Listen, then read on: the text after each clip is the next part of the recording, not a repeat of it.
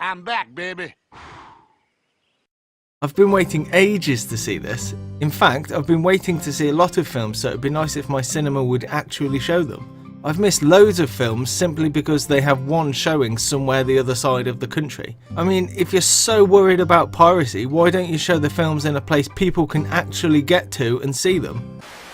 Is this a good movie? The answer is written in the stars. And that answer is no. I should have loved this film. It's got loads of the type of things that I like. It's horror, it's got deep sea darkness, it has sharks. Well, it's a film. Yeah, I like films. I've got a big fascination with deep sea creatures and imagery. It's really interesting and scary and makes for the perfect setting for a horror film. Ask any Lovecraft fan. But despite the setting, the filmmakers still managed to mess everything up. No matter how much money you throw at it, any film always boils down to one guy sitting in a room with a pen and some paper. You can have the biggest budget, best actors and shiniest special effects, but if your script is bad, none of that means a thing. Before I give the wrong impression, let's not joke around. 47 Meters Down had a tiny budget of $5 million. Most good horror films have smaller budgets, but this isn't one of them because the script was crap. It's my understanding that it was originally destined for a direct-to-DVD release, but last year's The Shallows did quite well, and they pushed for a theatrical release in the hopes of making a bit more money. The basic story is about a woman who has been dumped by her boyfriend because she's too boring, so she goes on holiday with her sister to take some exciting photos to make her ex-boyfriend jealous. Wow, she really is boring. What a shit motivation. That's boring. You're boring, everybody. Quit boring everyone.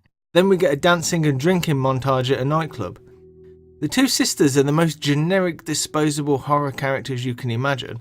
One is boring, so you get to listen to her moaning about not wanting to do things the entire film. The other is exciting, so you get to watch her make stupid decisions that put them both in danger. And they constantly talk about Stuart. Are we really supposed to care about these people? I don't give a crap about Stuart, and you should stop talking about him. I mean, it's not like they're talking about a fan favourite like Lenny. Hello, Lenny. There's next to no suspense or atmosphere. The murkiness of the deep sea does provide a moment's tension despite the director's best efforts to keep you as bored as possible.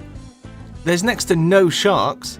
You barely see them at all. They don't have any real presence in the film. I mean, not seeing the sharks isn't exactly a bad thing if they would keep them lurking out there somewhere, providing a constant tension.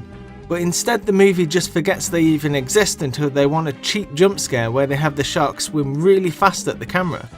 And the sharks are so ineffective, it's almost a joke you're supposed to consider them dangerous. I think you can completely skip this film and you won't miss anything. The Shallows was much better, and The Shallows wasn't that great.